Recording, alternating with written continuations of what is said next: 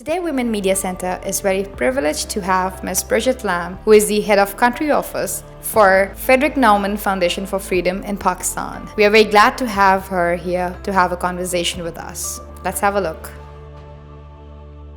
So thank you so much for visiting us. It's our pleasure to have you here today.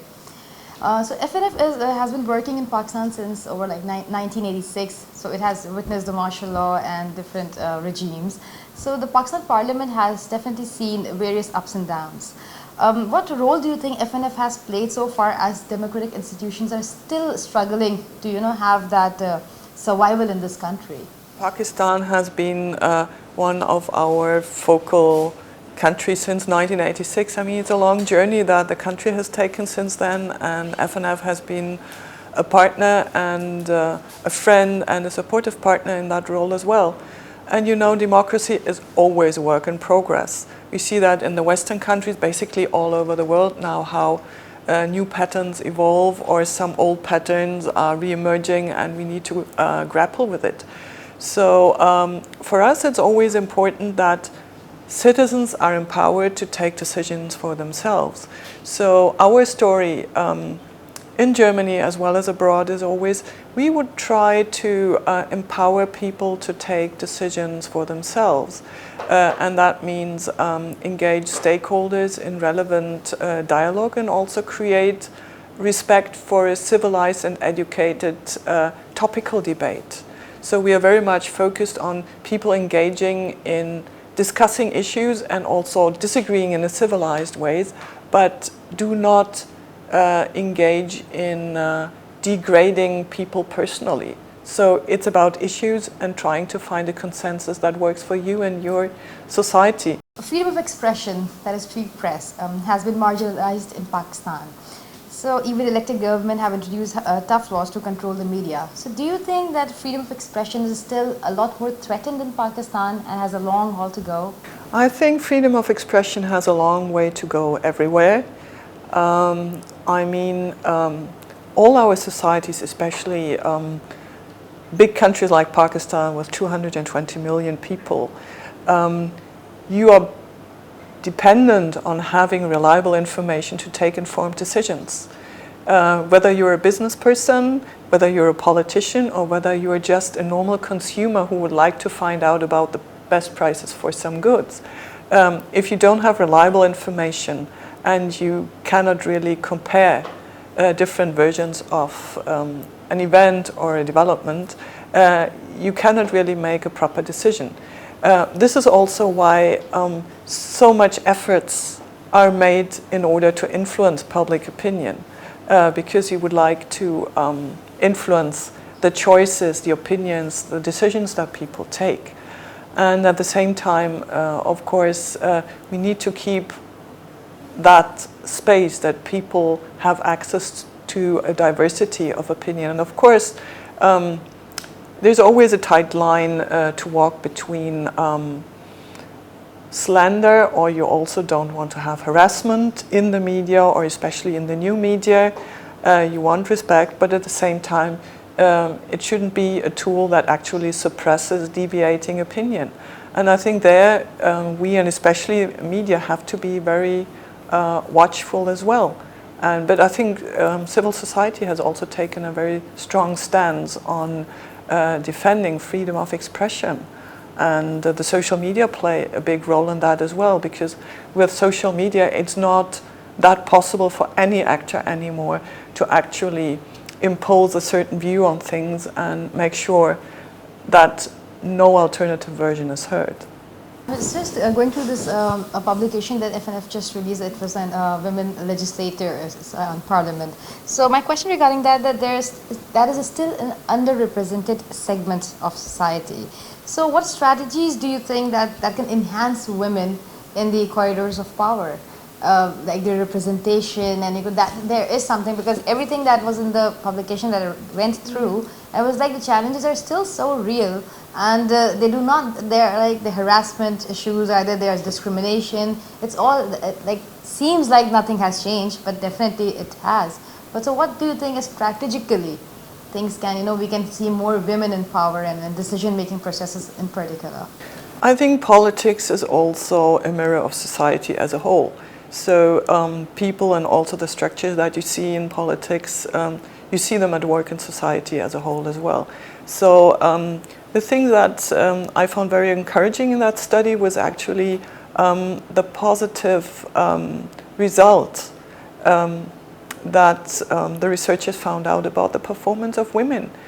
So although they are still underrepresented, most of the women parliamentarians were on reserved seats. Unfortunately, very few of them actually make it on general seats or actually, let's say, entrusted by their parties to compete on general seats. But even the women on the reserved seats, in their parliamentary work, they raised more questions on the floor, they were more active in committees, in proposing bills and all of that. Unfortunately, it's not very much raised and highlighted. So I would encourage these women also to talk about their achievements and try to highlight their work. Nowadays in social media, you can do your share in that as well. And I think also I would encourage the parties to actually don't neglect 50% of the population. Women are not only potential, let's say, competitors, but they are also voters. And it's 50% of the population. So I would say not necessarily do women vote for women, but you need to address women's issues, and I would encourage the parties also to take the female perspective into account. In the end, it's for their own benefit.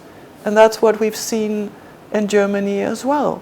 When the parties in their marketing research suddenly found out that women have different perspectives and do not necessarily vote for a certain candidate according to the same criteria or lines that a man does. But I think there's no way to not to acknowledge women in the future. They need training like any new parliamentarian. They need encouragement. But what I also hope for, there needs to be some acknowledgement that the top party leadership needs to make it a job of the boss to actually ensure that. Because otherwise they will lose out in the long run. Maybe not now, but you cannot not integrate 50% of your population. It has to be done.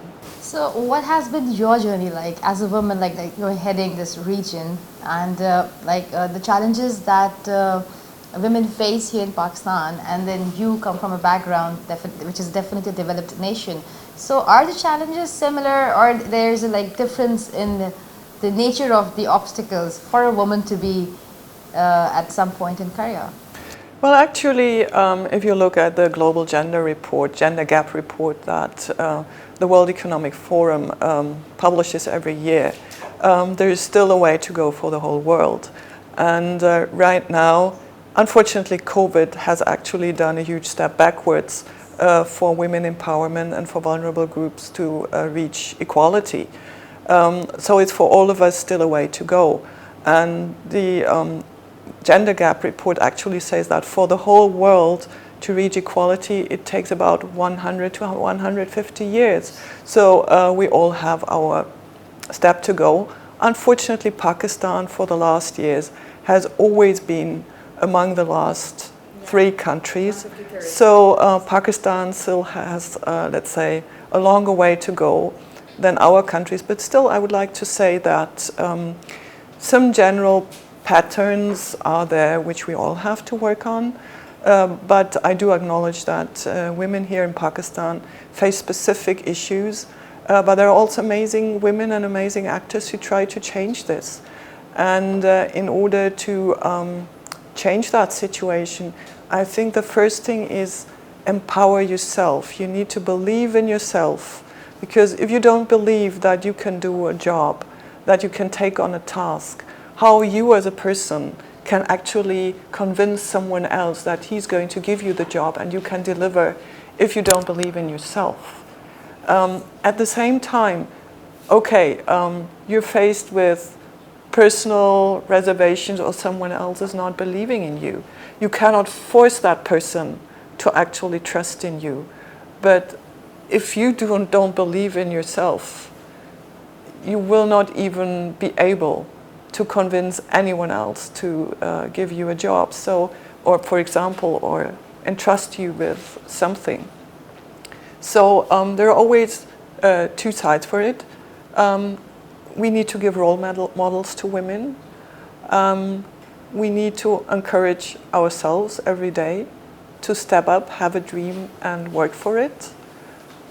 Don't be afraid of making mistakes. I think we women very often, we are always concerned that we have to be better, that we're not allowed to make mistakes. This is something which, by the way, I've never seen in any man. They say they can do a job, and if there's something that goes wrong, okay, it wasn't his day, or maybe he was just unlucky. But women then start getting really concerned about it. And it's natural that these things happen.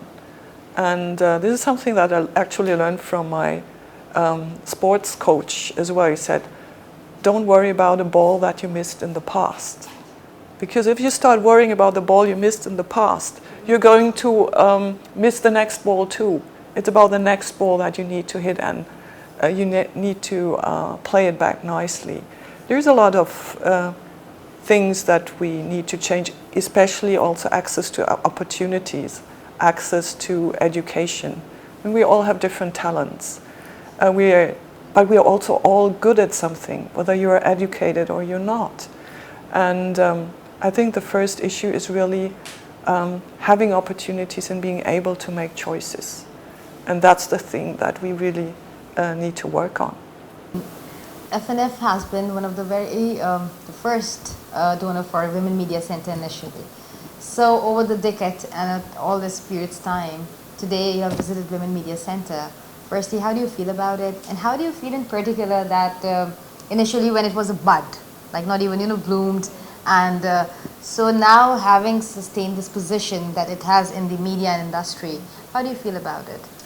Well, actually, I would just say congratulations to its founder, Fawzia Shaheen, and obviously also to the great team, because there's not only one person. You always need to have a great team to support you to actually make it happen and identify a clear need which you need to address that actually can explain the result that you've really had. I'm absolutely amazed to see that what happened and started in 2005 as a small organization now has developed and bloomed into a fully fledged training center with more than 1,000 graduates and successful female professionals, and also this very professional studio that we are seeing here now, addressing a need of training university graduates who want to go into journalism and teach them the tools of the profession and then keep track of them and supporting them during their careers. So I would say a big thumbs up to you, and I'm really curious to see your graduates, and hopefully there'll be many, many more future graduates who take on the challenges of the digital age and the new developments that you have in journalism.